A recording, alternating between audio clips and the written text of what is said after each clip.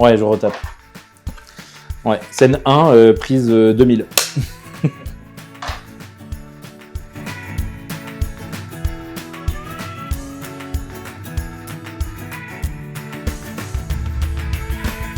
Ouais, je m'appelle Quentin Guilleminault et je suis chez Ascensi depuis plus de 6 ans maintenant. Moi, je suis VP en charge du développement des affaires. Ce que ça implique au quotidien, ça veut dire que je suis face aux clients. Donc, je suis la face visible de nos clients. Je pilote aussi la performance de l'équipe commerciale. On est en train de reconstruire toute une équipe commerciale avec des nouveaux objectifs, une nouvelle manière d'attaquer le marché. Donc, au day-to-day, c'est beaucoup de travail avec nos clients, beaucoup d'efforts mis pour faire connaître la marque Ascensi.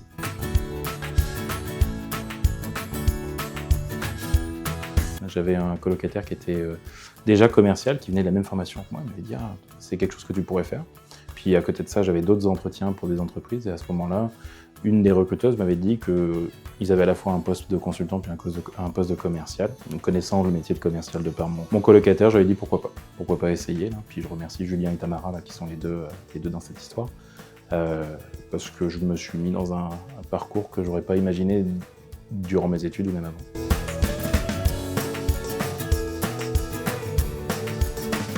Je pense deux qualités, la curiosité puis la résilience. Curiosité, en fait, notre day-to-day, il est fait pour aller voir des clients, pour aller discuter, puis c'est difficile d'aller voir des gens si on n'est pas intéressé par ce qu'ils font. Et puis je pense qu'il y a plein de choses qui sont intéressantes dans la vie, puis si on n'est pas intéressé par ça, déjà, on ne risque pas de vouloir se mettre dehors, sortir, aller voir des gens, leur poser des questions. Donc déjà, la curiosité, puis la résilience, parce que c'est un métier qui est pas facile. Il y a des hauts, il y a des bas, puis il y a des fois des périodes de bas, c'est dur de s'en sortir. Donc il faut être résilient, faut être bien accroché, puis il y a toujours une petite lueur à la fin du tunnel. Donc faut se fixer là-dessus et y aller, quoi. Donc curiosité et résilience.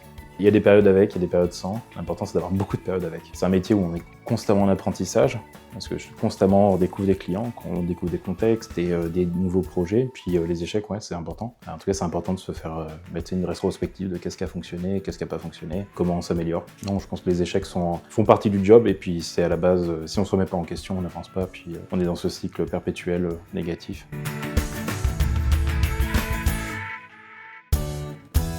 On est une entreprise, on est trop gros pour être considéré comme un petit, puis trop petit pour être considéré comme un gros. Ce qui veut dire que les entreprises qui ont envie de travailler avec un gros, puis qui a de la capacité de supply beaucoup de projets, de les gérer, etc., vont pas nous choisir.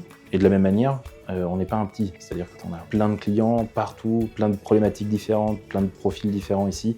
C'est pas comme quand on a commencé, on était une vingtaine. À 20, on connaît tout le monde, on connaît les employés de tout le monde, on connaît tous les clients. Il n'y a pas une semaine qui passe sans qu'on ait tout le monde. Là, on est à une échelle où on a moins cette connaissance, je dirais, micro. Puis niveau macro, on ne connaît pas encore assez. Donc je dirais que je pense que c'est le plus gros défi, c'est de nous faire connaître nos forces, être reconnu comme un acteur qui peut faire partie des gros.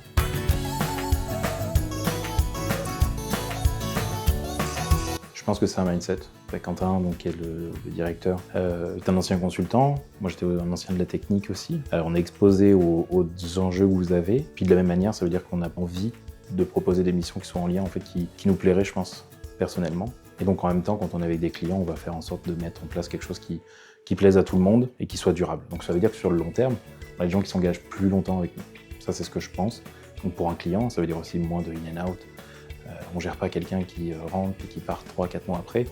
Parce que si on fait rentrer quelqu'un en mission, ça veut dire que c'est une mission qui lui correspond. Puis des fois, on a le débat avec un consultant. Puis la mission n'a pas l'air de coller exactement. On dit, fais-nous confiance, t'en fais pas. Puis ensuite, on se retrouve 3 ans après. La personne est super contente, c'est la mission de ses rêves. Et on le savait.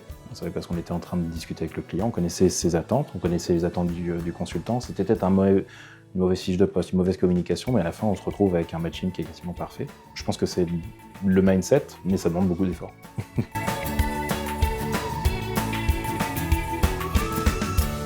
On a de la chance d'avoir des gens qui sont motivés. Moi, je suis content de travailler tous les jours ici. Je pense que les collabs avec qui je travaille sont contents de travailler avec moi. Puis inversement, en fait, on se le rend très positivement. Là, c'est un cercle vertueux. De la même manière, ça veut dire aussi que toutes les personnes qui sont chez nos clients, ils ont envie de faire de l'innovation. Ils ont envie d'avoir des projets qui sont intéressants. Et puis quand on va leur proposer un nouveau projet, ils vont sauter dessus. Parce que c'est des gens qui sont motivés, qui sont force de proposition. Parce qu'en fait, c'est quelque chose qu'on renvoie ici aussi. Donc, si quelqu'un cherche à être challengé, à avoir des nouvelles technologies, à faire de l'innovation, l'ambiance ici, l'équipe qui est ici, probablement va lui plaire, et donc il va faire la même chose chez le client.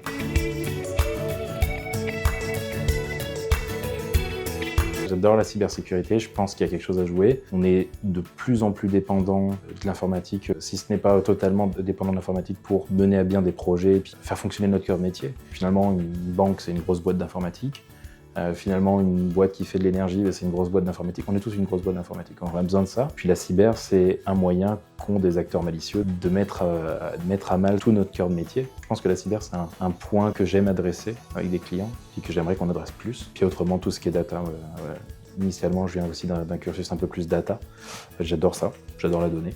Je trouve qu'il y a plein de choses intéressantes. Puis je pense qu'il y a beaucoup de clients qui devraient travailler avec des agences comme SNC pour venir exploiter mieux leurs données, comprendre qu'est-ce qu'il y a dans les rouages de leurs applicatifs, pouvoir utiliser ça pour avoir, je pense, un edge par rapport à d'autres compétiteurs ou par rapport au marché, pour amener une autre solution. Et je pense que donc, la data et la cybersécurité, c'est vraiment deux volets qu'on adresse dans le groupe, qu'on doit plus adresser ici, puis que nos clients gagneraient à adresser avec nous. C'est fun, SNC. Honnêtement, je suis content tous les matins de venir, puis de venir à l'agence. Je pense qu'on est dans ce milieu, comme je disais, entre les petits puis les gros. Et on est arrivé à faire une entreprise taille intermédiaire qui a vraiment une ambiance qui est un petit peu différente. Il y a quelque chose qu'ils aiment bien dans leur vie personnelle, ok, ils l'amènent au travail. Puis en fait, ça crée vraiment une ambiance qui est différente. Et puis quand on voit que les gens sont motivés, c'est motivant. Donc on vient mettre chacun un petit truc différenciant au bureau. Au day-to-day, il n'y a pas un jour sans qu'on rigole, sans qu'on s'amuse. Et je pense que c'est super important de s'amuser au bureau. C'est super important. On passe 70 000 heures dans une carrière. Je pense que c'est super important que tous les jours, toutes les heures, on soit en train de rire.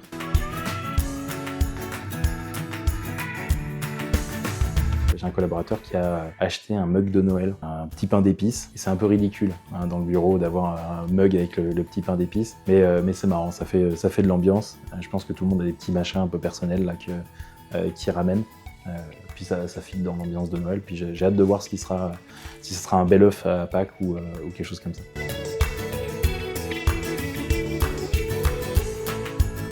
Beaucoup d'écoute, essayer de comprendre ce qu'ils veulent. C'est quoi la prochaine étape de leur carrière? En fait, qu'est-ce qu'ils ont envie de faire pendant leur bout de chemin chez SNC? Et puis dans les anciennes générations, moi je sais que mes collaborateurs, ils vont probablement pas passer 40 ans de leur vie avec moi. Par contre, je vais être sûr que le bout de chemin qu'ils font avec moi, ils les amènent de là où ils sont quand ils arrivent et puis qu'ils les amènent exactement là où ils aimeraient être après avoir fait 2, 3, 4, 5, 10 ans chez SNC.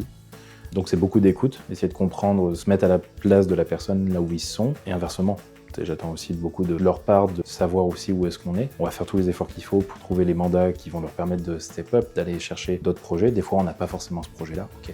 On va aller chercher un projet qui va nous permettre de nous donner 6 mois, puis 6 mois où on va aller chercher par contre la prochaine étape et c'est là où on va avoir des changements de carrière.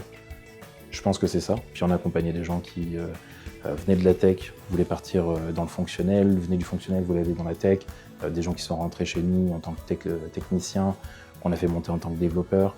Je le dirai jamais assez, il faut demander des formations, puis j'ai pas envie de me tenir au minimum légal, c'est dans la loi, mais bon, ce qui est dans la loi en général, c'est bare minimum. J'aimerais bien qu'on aille chercher plus de la formation, de la certification, puis en général, quand on sait où est-ce qu'on veut aller avec un collaborateur, on sait exactement quelles étapes vont aider à faire une transformation. Quelqu'un qui est en développement, qui veut passer architecte, okay, on sait quel type de formation ou tel type de certification vont nous aider à le présenter à un client plus tard.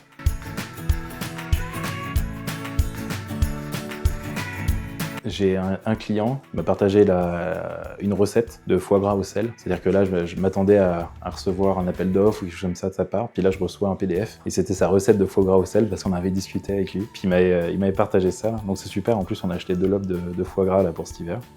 Donc j'espère qu'on va pouvoir faire un petit foie gras au sel. Puis je lui dirai ce que ça a donné.